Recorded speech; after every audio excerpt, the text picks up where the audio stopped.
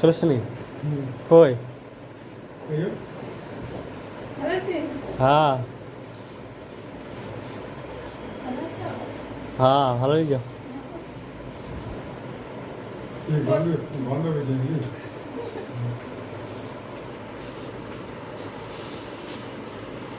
Hello বন্ধুরা, তোমাদের স্বাগত আরও একটা ব্লগে। তোমরা আমার কানে উপাদান দেখতে পাচ্ছ এখন হয়ে গেছে, আর আমি এখন শুয়ে আছি। ডাক্তারের কথা একটু কম বলতে উঠেছে, তাতে ভিডিও না বানাইলে নয়। আর এদিকে দেখাও,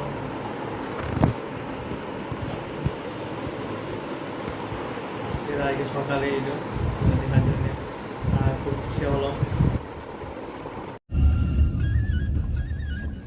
মেশিনটা দিয়ে চালাইলে পরে 80-85 হিট হয়ে গেছে বুঝলি।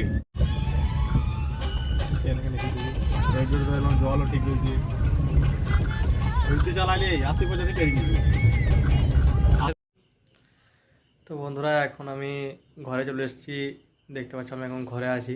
তো বন্ধুরা, আমি যে ভিডিও বানাইছি এই ভিডিও দেখতে পাচ্ছ, এই যে ব্যান্ডেজটা আছে সেই জন্য একটু বেশি ঝলমো করছে, কারণ একদম পুরো সাদা ব্যান্ডেজ মানে রিফ্লেকশন মারছে। তো ভিডিওটা কোনো একটু ডিস্টার্ব হতে পারে এই ব্যান্ডেজটার জন্যে, তো একটু অ্যাডজাস্ট করে নেবে। আর চলো দেখি কি করা যায়।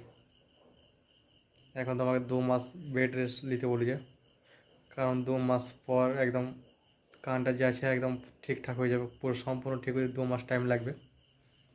তো সেই জন্য 2 মাস আমি এখন ঘরেই থাকবো, যতদিন না আমার কানের এই পর্দাটা আছে সেটা ঠিক হয়ে যাচ্ছে, ততদিন আমি 2 মাস মতন ঘরেই থাকবো। তো 2 মাস বাইরে গাড়ি চালাতে এখন যেতে পারবো না। 2 মাসে আমি কন্টিনিউ ভিডিও ছাড়বো অবশ্য, তোমরা দেখতে থাকো ভিডিওটা। নার্সিং হোম থেকে আমি চলে এসেছি। তো বন্ধুরা, ওইখানে যে ওষুধের খরচা আছে সেই ওষুধের খরচা প্রায় 12,500 টাকার মতো পড়লো। আর গাড়ি করেছিলাম আসার জন্যে, কারণ মোটর সাইকেলে বা বাসে আওয়াজ যেসব হবে সেই সব আওয়াজগুলো থেকে দূরে থাকতে বলেছে। আর মোটর সাইকেলের আওয়াজ যেসব হয় মানে আওয়াজের থেকে আমাকে দূরে থাকতে বলেছে, মানে মেন কথা হইলো এটাই। তো এখন আমি ঘরে চলে এসেছি, তারপরে 10 দিন পর আমি যাব।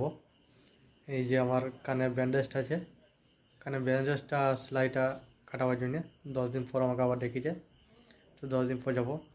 তো বন্ধুরা, আমি এই পজিশনে যে ভিডিও বানাইছি তোমাদের একটি সাপোর্টের দরকার আছে, তো আমাকে সাপোর্ট করো।